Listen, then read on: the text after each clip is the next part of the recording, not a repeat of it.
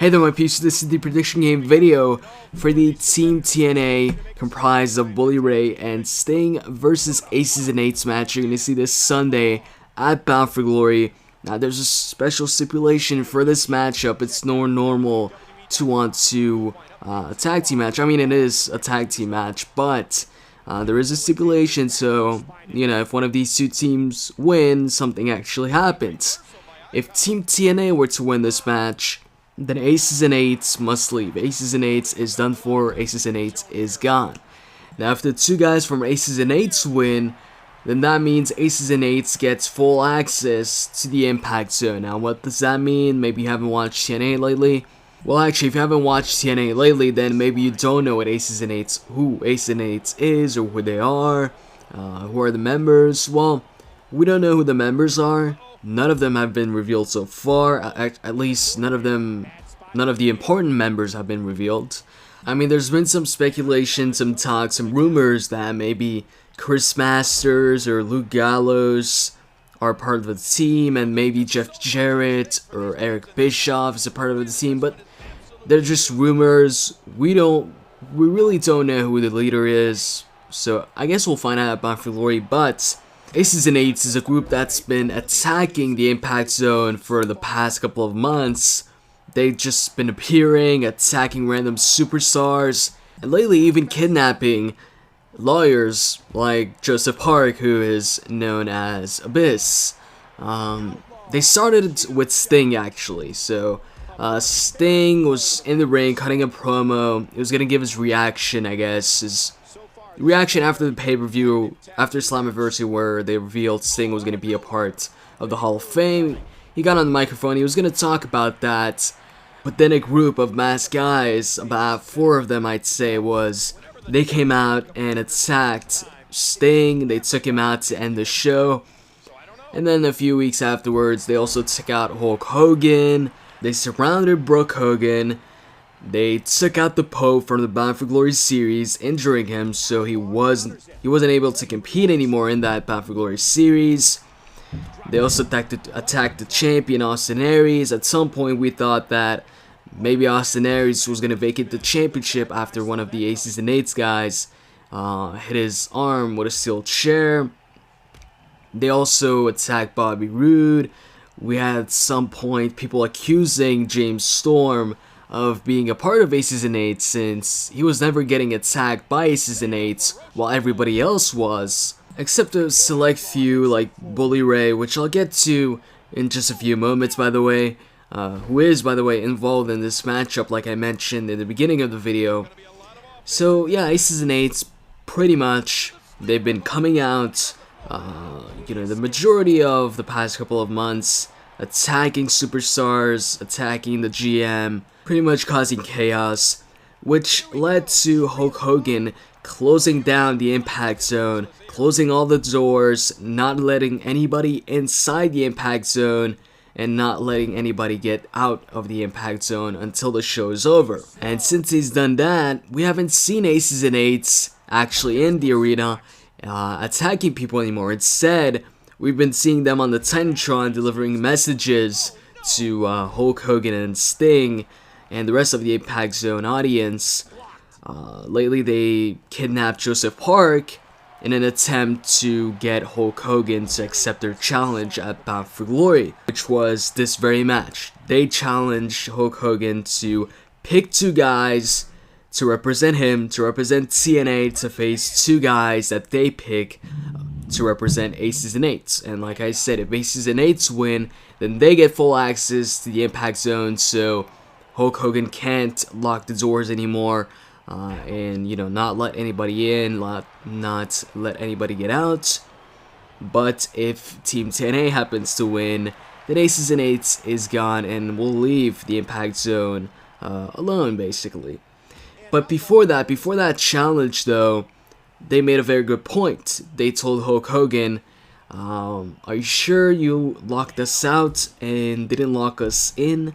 Now, while they haven't appeared, since the Impact Zone was locked down, I think most of us agree that at least one of the current TNA roster guys is a part of Aces and Eights or has an alliance with them.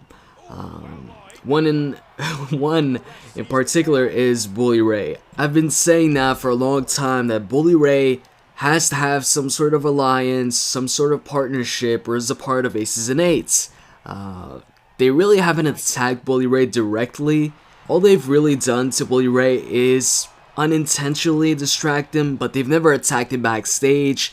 They've never attacked him one-on-one or anything like that.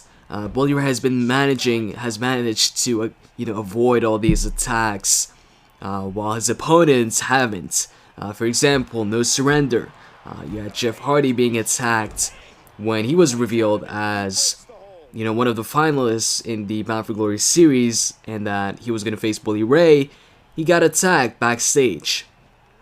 And then when Bully Ray was a part of that 4-way tables match at, I believe it was Hardcore Justice, for the Bound for Glory series, they actually helped him win that match.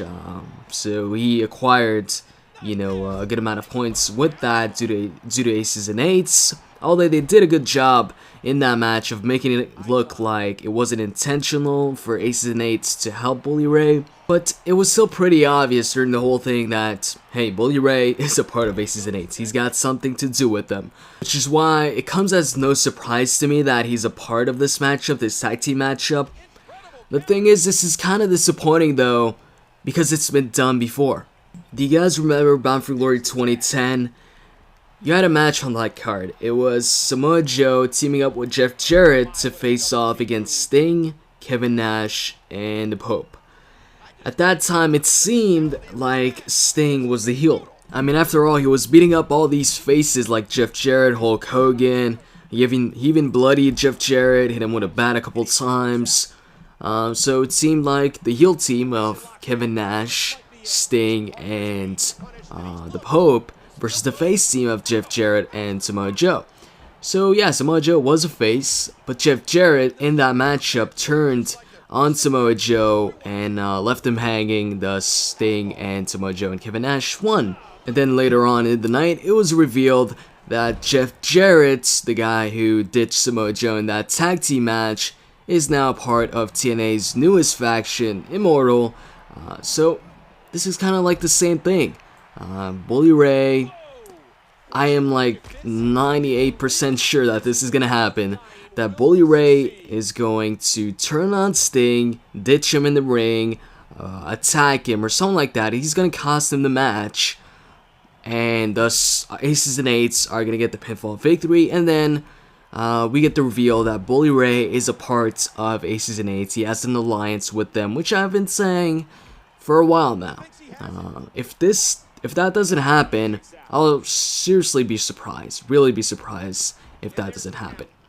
Because I've been predicting this for a while now, for a long while, and so far it's pretty much gone the way I thought it was gonna go. Maybe I thought Bully Ray was going to face off against Austin Aries in the main event for the world title, but once I found out that that wasn't gonna happen, and instead we were gonna get Sting trying to recruit somebody to team up with him to face off against Aces and Eights for, I guess, control of the Impact Zone, or for, control of access or whatever. And on that very episode, you had Bully Ray trying to convince Sting so much, being like, oh, Aces and Eights cost me my world title match. It's because of them I'm not the world champion, and stuff like that. It seemed even more obvious that, hey, Bully Ray is going to team up with Sting. They're going to choose him somehow, and he's going to turn on Sting, thus letting Aces and Eights win, because no way is this storyline ending right now when we don't know any of the members.